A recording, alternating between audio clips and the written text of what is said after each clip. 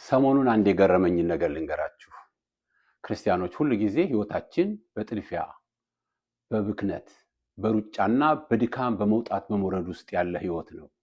ሰሞኑን እንግዲህ በመላው ዓለም ላይ ወርልድ ካፕ አጠቃላይ ሚዲያው ማስታወቂያው ሁሉ ነገራችንን ተቆጣጥሮት ያለበት ጊዜ ነው። ሁሉም ነገር ስለ ኳስ ነው የሚያወራው። ነገር ግን በዚህ የኳስ ጨዋታ ውስጥ ግን አንድ ነገር ላስታውሳችሁና አንድ ነገር ትዝ ስላለኝ በጨዋታ ውስጥ ሆኜ እየተመለከትኩኝ የሚገርም አንድ መልእክት በውስጤ ስለመጣ ለእናንተ ልነግራችሁ ተነሳው።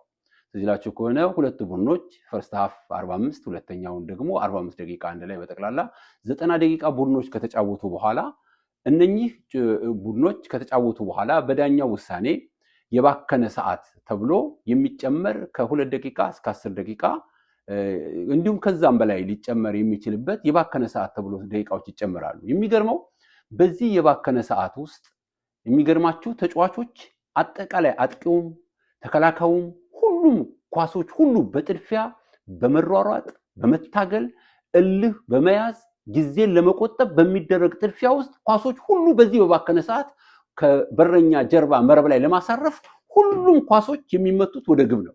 የሚገርማችሁ ቡድኖች በዘሰሰት በነበራቸው የ90 ደቂቃ ጊዜ ያልተጫወቱትን ለምን በአለቀ ሰዓትና በባከነ ሰዓት ላይ እንደዚህ እንደሚጣደፉ አንዳንድ ቁጭ ብዬ ሳስበው ግርም ይለኛል። በ90 ደቂቃ እንደባከነው ሰዓት ጊዜ እንደተሰጣቸው የ5 እና የ7 ደቂቃ ጊዜ ቢጫወቱ ይህንን ውጤት ማምጣት እየቻሉ ለምንድነው በባከነ ሰዓት በዛን ያክል ሲደክሙ ሲጣደፉ ሲወጡ ሲያለከልኩ ሁሉም ኳስ ወደ ግብ በባከነ ሰዓት ነው? የኛ ህይወት ልክ እንደዚህ ነው። ጊዜው የባከነ ሰዓት የኛ ህይወት የባከነ ሰዓት በ90 ደቂቃ ውስጥ መጠቀም ያልቻልነውን በባከነ ሰዓት መጠቀም እንወዳለን። በህይወታችን ውስጥ እየኖርን እግዚአብሔርን ማየት ማሰብ እግዚአብሔር አለ ብለን እንኳን ለማመን ልባችን እየተጠራጠረ ከእግዚአብሔር ቤት ከእግዚአብሔር አምላክነት አዳኝነትና ፈዋሽነት ርቀን ነገር ግን ዓለም ድንገት ታመን ሆስፒታል ስንገባ ከዚህ በኋላ መኖር አትችልም ያለ እድሜ 3 ወር ነው ስንባል በዚህ በባከነ ሰዓት በረን ካህኑ እግር ስር በቤተ መቅደሱ እንመጣለን እንንከባለላለን በባከነ ሰዓት። ነገር ግን በ90 ደቂቃ ጊዜ በሰላማዊ ሰዓት ስንወጣ ስንወርድ ስንነግድ ስናተርፍ ስንማር ልጅ ወልደን ስናሳድግ በሰላማዊ ህይወታችን ሰዓት ላይ ለምንድነው እግዚአብሔርን ማስተዋል ሲያቻል ነው? ለምንድነው በባከነ ሰዓት ወደ እግዚአብሔር የምንመጣው?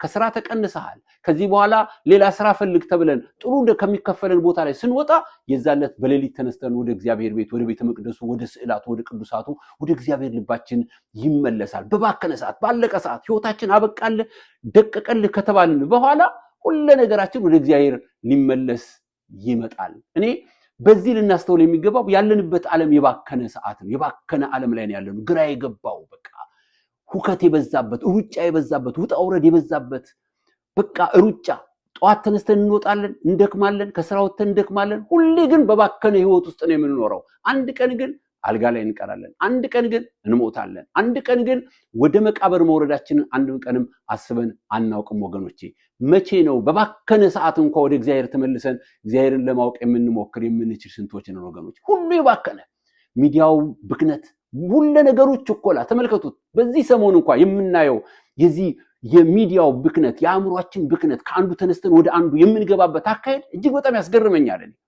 እዚላችሁ ከሆነ በአርሲ አጀንዳ ምክንያት ሚዲያው ሁሉ ተጠለቀለቀ። አንድም ውልም ሳናስርለት ትንሽ ለፈለፍን ጮህን። ከዛ ተነሳንና ደግሞ ያንን የአርሲ የክርስቲያኖችን መታረድ ተሻግረን ቀጥታ ወደ ገዳም ይግቡ የሚል የመነኮሳትን አጀንዳ ይዘን ባከንን። ደግሞ ያም ከባከን በኋላ እሱንም አልነውና ደግሞ እሱን ስንጨርስ ደግሞ ስላሴ ጾታ አላቸው የላቸውም የሚል ክርክር መጣ። ሚዲያውን ተመልከቱ። መባከን በቃ ውል የሚያዝ የተጨበጠ ነገር በሌለበት በቃ ሚዲያው ከፍሎ በቃ እንዲሁ እንደባከነ እንዲሁ ዝም ብሎ በከንቱ የሚያሳልፍ። የሚገርመው እኮ ነው የስላሴ ጾታ አለ የለም ከሚለው እንደወጣን ደግሞ ምን ሆነ? አንዱ ሊቀ ጳጳስ ከዚህ በኋላ ምንድነው ያሉት? እኔ ወደ ገዳም እገባለሁ ሲሉ አጀንዳ ሆኑ። እሳቸው ጋር ደግሞ እሳቸውም ለማፌዝ ብሎ የተናገሩትን በዚህ ወደ ገዳም ይግቡ የሚለውን አጀንዳ ለመቀለድ ብሎ የተናገሩትን ንግግር ሁሉም ይዞ መጮ ጀመረ። ቀጥለና ደግሞ አንዱ ሊቀ ጳጳስ ተነሳ። ምንድነው ያለው?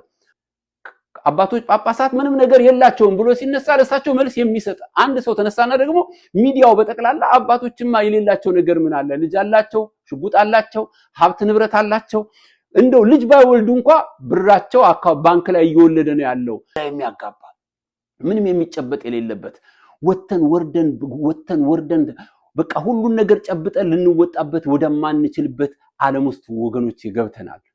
ቀጠሮ ሲኖረን በባከነ ሰዓት ነው ወደ ቀጠሮ ለመሄድ የምንነሳው። ከዛስ እንወጣና ወይ የምንነዳው መኪና ከፊታችን ያለውን መኪና በክላክስ ግራ ስናጋባ አካባቢውን መስመሩን መንገዱን ስናውቅ ወይንም ኦርደር ያደረግነው ኮንትራት ያዝነው ታክሲም ይሁን ኡበርም ከሆነ ደግሞ እባክህ በቀኝ ንዳው እስኪ አድርሰኝ ረፍድብኝ ላብ እስከሚያልበን ድረስ ሹፌሩንም ግራ ማጋባት። በዚህም ብቻ አይደለም ወገኖች፣ እጅግ በጣም ይገርማል። ባክነን እንደወጣን ባክነን ነው ከቀጠሯችን ስፍራ የምንሄደው። መቼ ነው ቀድመን ተነስተን በቀጠሯችን ሰዓት የምንገኘው? እኛ የምንወጣው በባከነ ሰዓት ቀጠሮ ደርሶ 5 ደቂቃ ሲቀረው ወደ ቀጠሯችን ስፍራ እንነሳለን። መድረሻው 30 ደቂቃ ርቀት ያለው የቀጠሮ ቦታችን ላይ ለመድረስ ተማሪዎች 3 ወር 4 ወር የተሰጠንን ፔፐር 1-3 ቀን ሲቀረው ፔፐሩን ለመስራት የምንነሳው ለምንድን ነው? ይውላ ተመልከቱ። በባከነ ባለቀ ሰዓት በቃ ውክቢያና ጥድፊያን እንወዳለን። ቀድመን ልንሰራ የምንችልበት እድሉ እያለ ለምንድን ነው በባከነ ሰዓት ህይወታችን በውጥረት ውስጥና ሰላም በማጣት እንቅልፍ በማጣት አካባቢያችን፣ ቤተሰቦቻችን፣ ወገኖቻችን፣ ዘመዶቻችን ሁሉ ሳንተኛ ተጨንቀን ግራ ገብቶን ቤተሰብ እስኪጨነቅ ድረስ የምናደርሰው? መቼ ነው ከባከነ ህይወት የምንወጣው ወገኖች?